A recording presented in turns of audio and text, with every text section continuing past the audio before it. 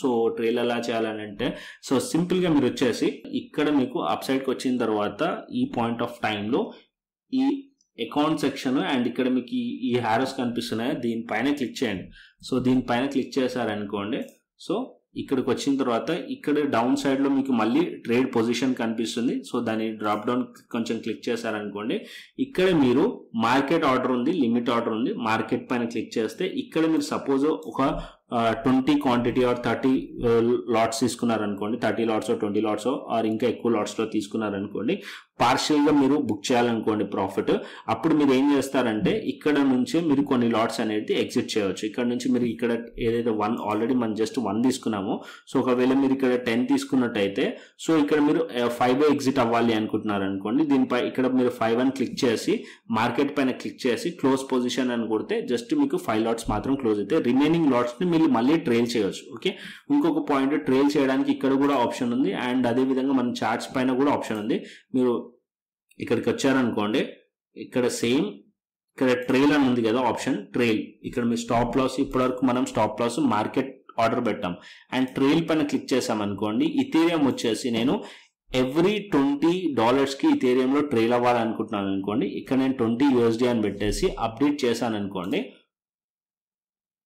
Order cancel అయింది. ఇక్కడ stop loss order created successfully. Okay, ఆ ఆర్డర్ ఏదైతే స్టాప్ లాస్ ఆర్డర్ ఉందో అది క్యాన్సిల్ అయ్యి కొత్త ఆర్డర్ క్రియేట్ అయింది. ఏ ఆర్డర్ క్రియేట్ అయింది? ట్రైలింగ్ ఆర్డర్ క్రియేట్ అయింది. ఇక్కడ మీరు చూస్తున్నారు కదా, ట్రైలింగ్ ఆర్డర్ క్రియేట్ అయింది. అండ్ ఇప్పుడు మనం ఏదైతే చార్ట్ ఉందో చార్ట్ పైన సో ఇక్కడ మార్కెట్ వచ్చేసి మన టార్గెట్ వచ్చేసి 2484 ఉంది.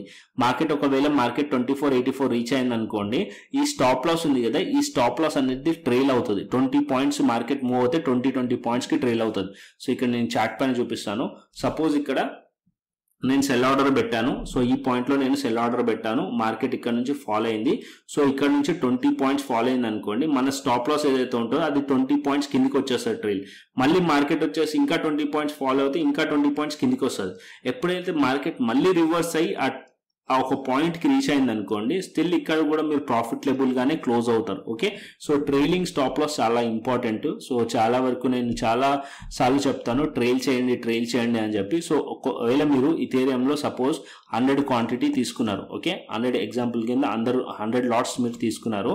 సో దాంట్లో ఒక పాయింట్ ఆఫ్ టైంలో మీరు టార్గెట్ హిట్ అయ్యారు, దాంట్లో మీరు ఒక 20 లాట్స్ మీరు ఎగ్జిట్ చేశారు. ఓకే సార్, ఇంకొక కొంచెం పాయింట్ టైంలో మళ్ళీ ఇంకో 20 లాట్స్ ఎగ్జిట్ చేశారు. రిమైనింగ్ ఇంకా ఎన్ని లాట్స్ ఉన్నాయి? మీ దగ్గర 60 లాట్స్ ఉన్నాయి. ఓకే, ఈ 60 లాట్స్ ని మీరు ట్రైల్ చేయాలనుకుంటున్నారు, కాస్ట్ లో పెట్టి కానీ లేకుంటే ట్రైల్ చేయాలనుకుంటున్నారు అనుకోండి, ఏదైతే మీకు ఆప్షన్ చూపించాను కదా, ట్రైల్ ఏదైతే ఆప్షన్ చూపించాను కదా, సో ఆ ఆప్షన్ యూజ్ చేయండి. అక్కడ మీరు జస్ట్ మీరు ఎన్ని పాయింట్స్ మార్కెట్ ఇథీరియం మూవ్ అవుతే ట్రైల్ అవుతుంది అవ్వాలనుకుంటున్నారో సో అక్కడ ఆ ప్రైస్ పెట్టేసండి.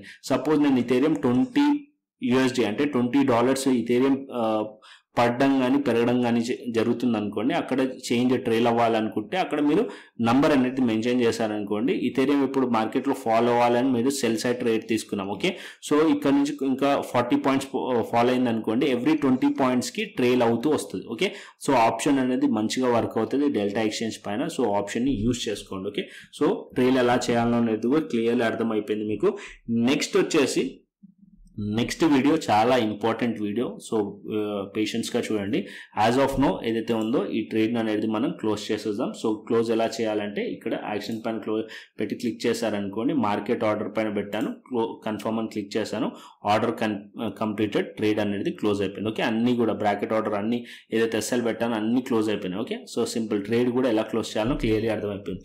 సో ఇప్పటి వరకు మీకు ఏమో అర్థమైంది. సో ఫండ్ రిక్వైర్మెంట్ ఎంత, చార్ట్ సెలెక్షన్ ఎలా చేసుకోవాలి, ట్రేడింగ్ ప్లాట్ఫామ్ ఏది యూజ్ చేయాలి, సో నేనేది యూజ్ చేస్తున్నాను, సో డిపాజిట్ ఎలా చేయాలి, విత్డ్రా ఎలా చేయాలి, ఫ్యూచర్స్ లో ట్రేడ్ చేయవచ్చా, ఆప్షన్స్ లో ట్రేడ్ చేయవచ్చా, ట్రేడ్ ఎలా ప్లేస్ చేయాలి, ట్రేడ్ ప్రాఫిట్స్ ఎలా ట్రేల్ చేయాలి, స్టాప్ లాస్ ఎలా పెట్టాలి, టార్గెట్ ఎలా పెట్టాలి అనేది అర్థమైపోయింది.